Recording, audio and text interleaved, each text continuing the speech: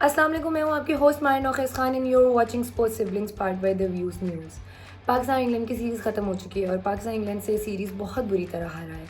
इसी के ऊपर बात करने के लिए मेरे साथ सुहेल नौखेज़ मौजूद है। अस्सलाम वालेकुम सुहेल नौखेज़, वालेकुम अस्सलाम अली। क्या हाल चाल है आपके? अल्हम्दुलिल्लाह, गॉड इज़ वेरी काइंड।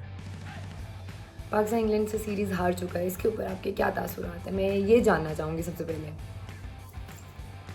देखिए, पाकिस्तान और इंग्लैंड के अगेंस्ट एक होम सीरीज़ में बड़ी बुरी शिकस्त हुई है पाकिस्तान को। अगर बाय नंबर्स देखा जाए तो पाकिस्तान 4-3 से सीरीज़ हारा, लेकिन अगर परफॉर्मेंस वाइज देखा जाए तो ये सीरीज़ टोटली वन साइडेड थी। इंग्लैंड ने टोटल डोमिनेट किया है पाकिस्तान को 7 T20 मैचेस में, और ज़बरदस्त परफॉर्मेंस रही इंग्लैंड की अगर ऑल ओवर बात की जाए तो। एक होम सीरीज़ होने के बावजूद भी पाकिस्तान की वो कन्विंसिंग परफॉर्मेंस नहीं थी, और just right before the world cup.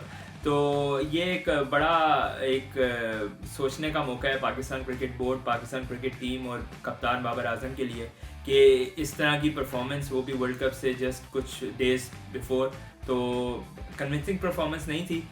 By numbers अगर देखा जाए तो ठीक है, 4-3 सीरीज़ हारे है, किसी की भी सीरीज़ हो सकती थी, लेकिन परफॉर्मेंस वाइज पाकिस्तान की परफॉर्मेंस कुछ ज़्यादा अच्छी नहीं रही है, इसमें कन्विंसिंग परफॉर्मेंस नहीं रही है। पाकिस्तान में जो इंग्लैंड की सीरीज़ हो रही थी वो पाकिस्तान के होम ग्राउंड पे हो रही थी और क्या कहते हैं कि पाकिस्तान अपने ही होम ग्राउंड पे इंग्लैंड के साथ सीरीज़ हार चुके हैं। तो आपको नहीं लगता कि somewhere this is the biggest disadvantage world cup आने से पहले पाकिस्तान के लिए?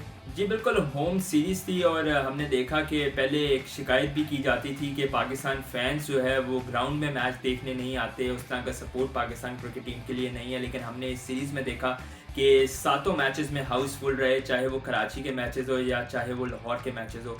आवाम की तरफ से, फैंस की तरफ से फुल सपोर्ट था इस टीम के लिए, और हमने देखा कि ज़बरदस्त नंबर्स में जो थे फैंस ग्राउंड में मैच देखने के लिए आए। लेकिन उसके बावजूद भी पाकिस्तान की परफॉर्मेंस उस तरह नहीं रही।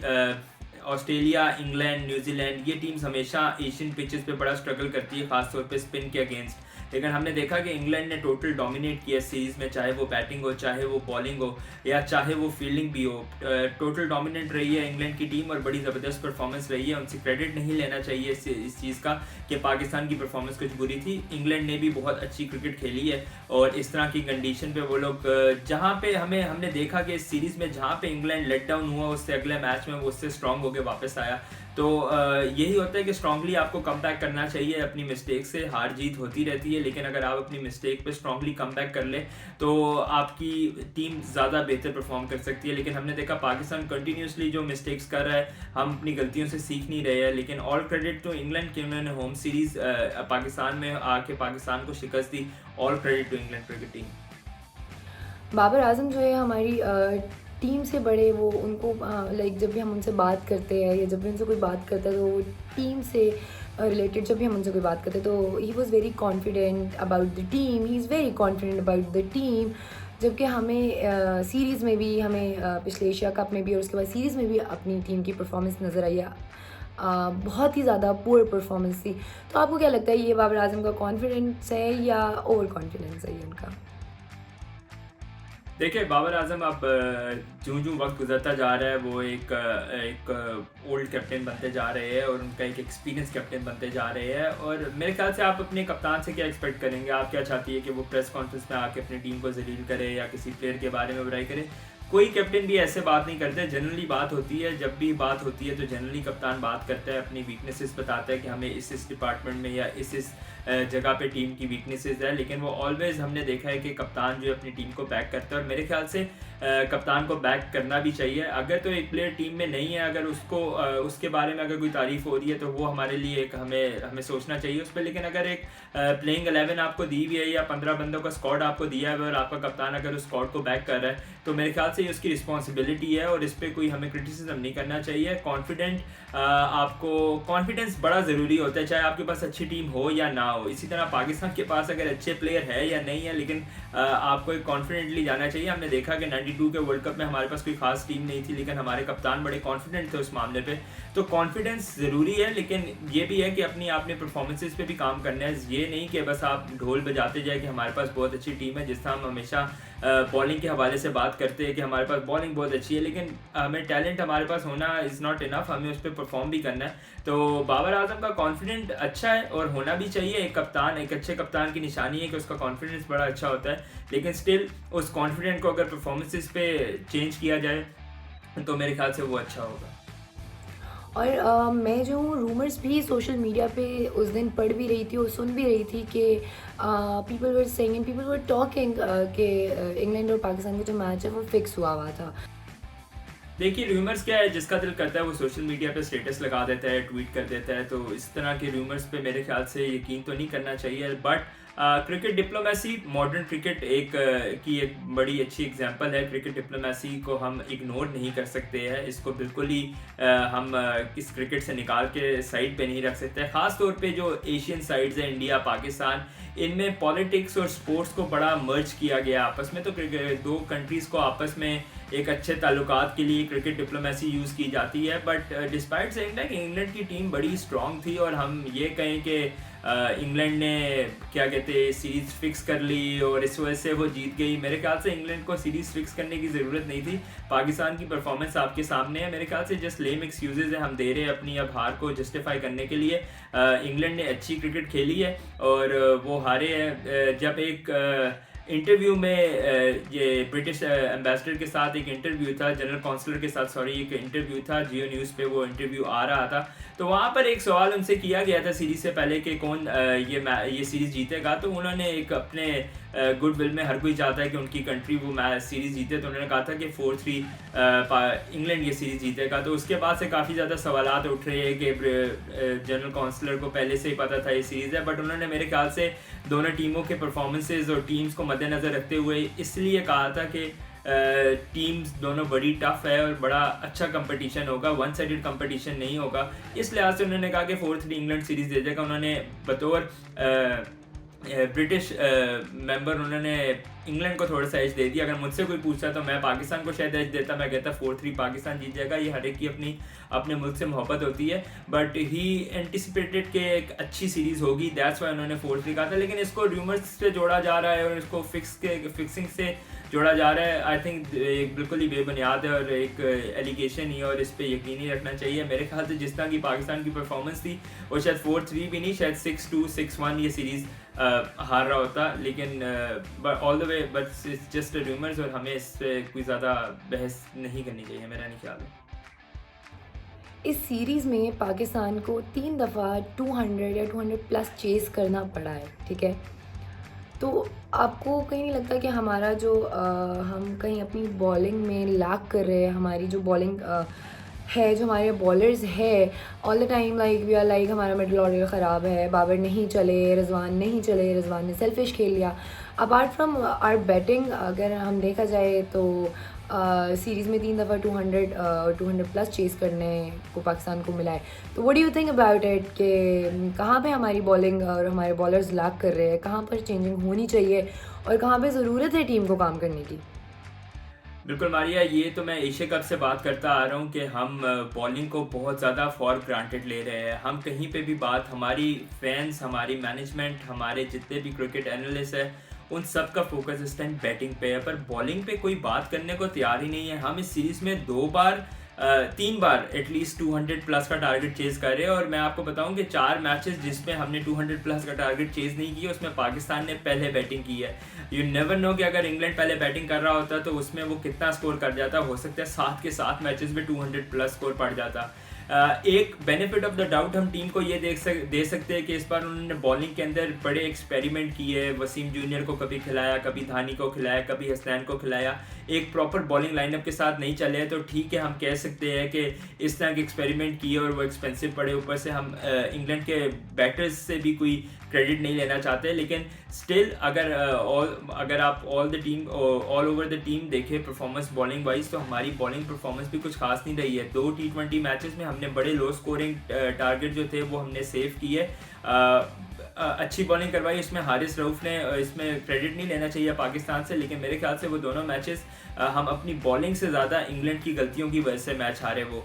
लेकिन नेगेटिव नहीं होना चाहिए, मैं ये क्रेडिट नहीं लेना चाहता हूँ पाकिस्तान की बॉलिंग का कि उन बॉलिंग से कि उन्होंने वो मैचेस अच्छे खेले और वो निकाले, लेकिन स्टिल हमें सोचना चाहिए, हमारे ऊपर आगे वर्ल्ड कप आ रहा है, ऑस्ट्रेलिया में इसकी बॉलिंग साइड हमारी हमें एज दे सकती है, लेकिन हमें उस पर बहुत ज़्यादा काम करना पड़ेगा। हमारी डेप्थ बॉलिंग बिल्कुल ख़त्म है, हमारे मेन बॉलर आउट है, हम अभी तक अपना एक प्रॉपर लाइनअप बॉलिंग लाइनअप नहीं बना सके हैं, हमें इन चीज़ों पे भी फोकस करना पड़ेगा। अगर हमारा बॉलिंग साइड 200 प्लस का टारगेट दे देती है और हम कहेंगे हमारी मिडिल ऑर्डर नहीं चल रहा है, हमारी टीम 200 चेज नहीं कर सक रही है, तो माइंड यू ये वो टीम थी जो 130 140 भी चेज नहीं कर पाती थी। अब एटलीस्ट 170 180 तक हम बैटिंग से अपनी चेज कर सकते हैं, लेकिन हम स्टिल अपने मिडिल ऑर्डर को क्रिटिसाइज कर रहे हैं। तो मेरे ख्याल से अगर आपने मिडिल ऑर्डर के ऊपर से प्रेशर हटाना है तो आपके बॉलर्स को चाहिए कि अपना टारगेट थोड़ा नीचे लाए और थोड़ी अच्छी बॉलिंग करवाए, जिससे लो टारगेट होगा तो बैट्समैन के लिए भी आसानी होगी रन चेज करने की। अगर आप 222 230 का टारगेट खा रहे हैं, मेरे ख्याल से आप इंडिया पाकिस्तान की मिक्स टीम भी बना ले तो वो टारगेट चेज नहीं कर पाएगी, बहुत मुश्किल हो जाता है। पाकिस्तान अब जा चुकी है न्यूजीलैंड ट्रिप नेशन सीरीज़ के लिए, तो आपको क्या लगता है कि ये मैच हमारे लिए या ये सीरीज़ कितनी हमारे लिए इम्पोर्टेंट है? और अगर ये बहुत ज़्यादा इम्पोर्टेंट है हमारे लिए, तो हमें ये कहाँ पर एडवांटेज देगी हमारी टीम को, हमारे बॉलर्स को, हमारे बैटिंग को या हमारे मिडिल ऑर्डर को कहाँ पे एडवांटेज देगी if it is very important for us? जी बिल्कुल, न्यूजीलैंड में पाकिस्तान, बांग्लादेश और न्यूजीलैंड के खिलाफ आपस में जो है एक ट्राई नेशन सीरीज़ होने लगी है वर्ल्ड कप से पहले। मेरे ख्याल से ये ट्राई नेशन सीरीज़ पाकिस्तान में जो 7 T20 मैचेस खेले गए उससे बहुत ज़्यादा इंपॉर्टेंट और एडवांटेजफुल पाकिस्तान के लिए साबित हो सकती है, क्योंकि कंडीशंस, मैं शुरू से एक बात करता हूँ कि कंडीशंस बड़ी इंपॉर्टेंट है। पाकिस्तान में जो कंडीशंस थी, हम उस बेसिस पे बैट्समैन और बॉलर्स की परफॉर्मेंस जज करना थोड़ा सा अनफेयर भी हो जाएगा और अनजस्टिफाई भी हो जाएगा, क्योंकि पाकिस्तान की ऑस्ट्रेलिया से कंडीशंस बिल्कुल डिफरेंट है। जबकि दूसरी तरफ अगर हम देखें तो न्यूजीलैंड और ऑस्ट्रेलिया की कंडीशन मोर और लेस बड़ी सिमिलर है। दोनों कंट्रीज़ की जो कंडीशंस है और वहाँ पे पिचेस है वो ऑलमोस्ट सेम है। ऑस्ट्रेलिया के ग्राउंड थोड़े बड़े होते हैं, न्यूजीलैंड के ग्राउंड थोड़े छोटे होते हैं, लेकिन अगर दूसरी कंडीशंस की बात कर लीजिए, पिच, एनवायरनमेंट और वो सब कुछ, तो उस लिहाज से दोनों की कंडीशन बड़ी सेम है। तो ये सीरीज़ में सबका दूध का दूध और पानी का पानी हो जाएगा कि कौन से बॉलर्स हैं जो चल सकते हैं, कौन से बैट्समैन हैं। अब आप इस सीरीज़ में देखेंगे हमारे कई फास्ट बॉलर ऐसे हैं जो पाकिस्तान में अपनी होम सीरीज़ में इंग्लैंड के अगेंस्ट नहीं चले, लेकिन उनकी परफॉर्मेंसेज यहाँ पर बहुत आउट क्लास होगी, बहुत ज़बरदस्त होगी, और मुझे बड़े अपने फास्ट बॉलर से उम्मीद है कि इन पिचेस पे वो अच्छा परफॉर्म करेंगे।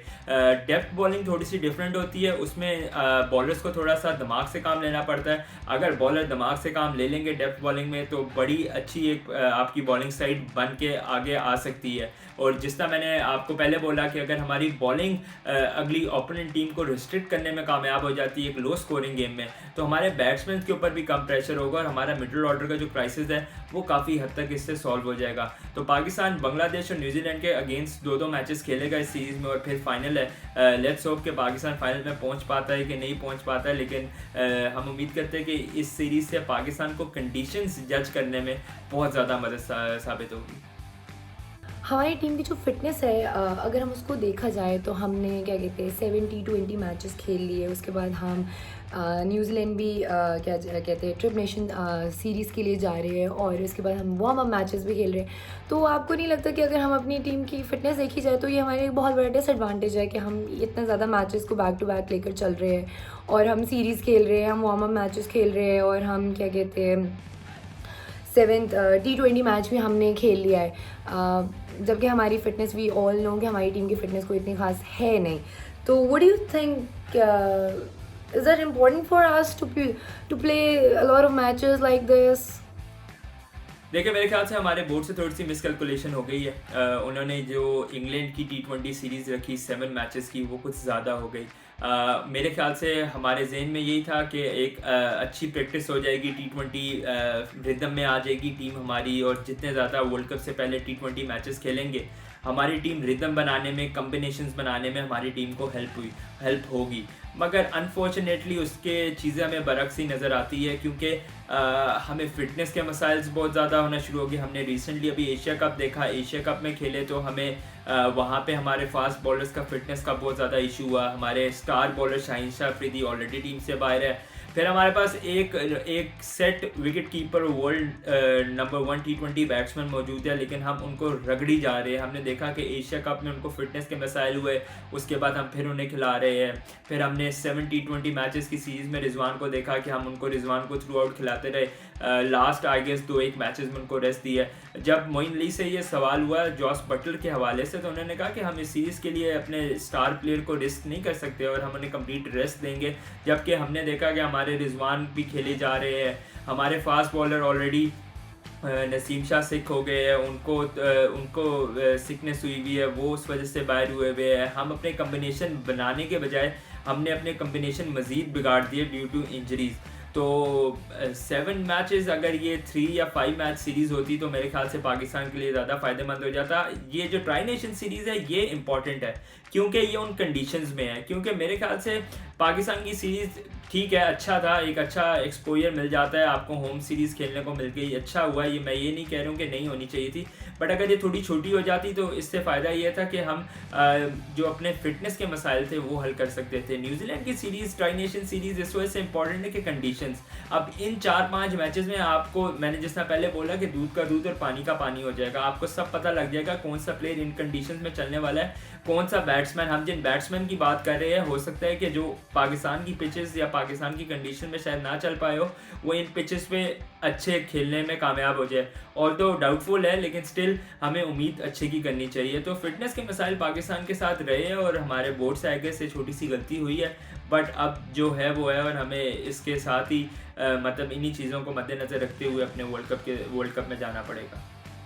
इंडिया ने साउथ अफ्रीका को क्या कहते हैं हरा दिया है, और साउथ अफ्रीका ने एक बहुत ही हाई चेजिंग गेम का उनको क्या कहते हैं टारगेट दिया था। आपको कोई सिमिलैरिटी इसमें दिखती है कि between the chase of Pakistan and South Africa? Comparison I guess ठीक है, एक आप कंपैरिजन कर सकते हैं दोनों गेम्स के बीच में, बट दूसरी जानिब देखा जाए तो अगर एक प्लेयर की जानिब से अच्छी परफॉर्मेंस हो गई है वहाँ पे, और वो टारगेट डेविड मिलर ही बेसिकली वहाँ पे बड़ा अच्छा उनका इंटेंट था और वो बड़ी फास्ट स्कोरिंग करके चले गए, जिसकी वजह से वो टारगेट क्लोज हो गया। अदरवाइज़ पाकिस्तान में से भी कोई एक प्लेयर अगर ऐसे क्लिक कर जाता तो शायद हम भी इतना क्लोज चले जाते, लेकिन इट्स ऑल अबाउट गेम और देखते हैं क्या होता है क्या नहीं होता है। इसमें कोई इतनी बड़ी कंपैरिजन करने की ज़रूरत नहीं है, लेकिन हाँ पाकिस्तान को इंटेंट ज़रूर दिखाना चाहिए। और अगर मैं पाकिस्तान और इंग्लैंड के T20 मैच के हवाले से बात करूँ, चाहे आपका टारगेट 222 का हो, 240 का हो या 210 का हो, एक इंटेंट हमें नज़र आना चाहिए। हम 220 के टारगेट को चेज़ करने के लिए भी उसी इंटेंट से जाते हैं, और हमने एशिया कप में देखा कि अफगानिस्तान के अगेंस्ट हमारा 130 रन का टारगेट था, हमारा तब भी इंटेंट वही था। तो पाकिस्तान को चाहिए कि अगर इंटेंट शो करे तो, जिस तरह वसीम अकरम ने भी रिसेंटली बयान दिया है कि अगर आपकी टीम फाइट कर रही है और वो टारगेट चेस करने के लिए जा रही है तो दैट्स रियली गुड, और वो टीम उसको अप्रिशिएट भी करती है। बट अगर इंटेंट नहीं है तो आपके फैंस भी आपसे गुस्सा होंगे, और एक डिसअपॉइंटिंग एक स्पोर्ट्समैन स्पिरिट नहीं है ये कि अगर आप एक फ़ाइट ही नहीं अपनी करना चाह रहे और आप एक टारगेट चेज़ ही नहीं करना चाह रहे और आप मैच में एंटर होने से पहले ही हार मान चुके हैं, तो ये इंटेंट कोई भी पसंद नहीं करता है। तो मेरे ख्याल से साउथ अफ्रीका का इंटेंट बड़ा अच्छा था, उसके अलावा उनके प्लेयर्स की जानिब से परफॉर्मेंस भी बड़ी अच्छी दे दी गई, लेकिन हमारे प्लेयर्स वो परफॉर्मेंस लैग कर रहे हैं, इसमें कोई शक नहीं है। चले आई होप कि पाकिस्तान जितने भी मैचेस खेल रहा है वर्ल्ड कप से पहले या जितनी भी सीरीज़ खेल रहा है वो हमारे टीम को बहुत ज़्यादा एडवांटेज दे, और आई एम प्रिटी श्योर कि हमारी टीम अपनी फ़िटनेस के ऊपर भी बिल्कुल पूरा काम करेगी इंशाल्लाह, और वर्ल्ड कप इंशाल्लाह पाकिस्तान ही ट्रॉफ़ी उठाएगा। मिलते हैं नेक्स्ट एपिसोड में सुबैल नौखेज़ के साथ। Thank you Subail Naukhez for joining us all the time, means a lot, and inshallah everybody, see you soon, see you next episode. Thank you so much. अल्लाह के हवाले, अल्लाह हाफिज़, बाय बाय।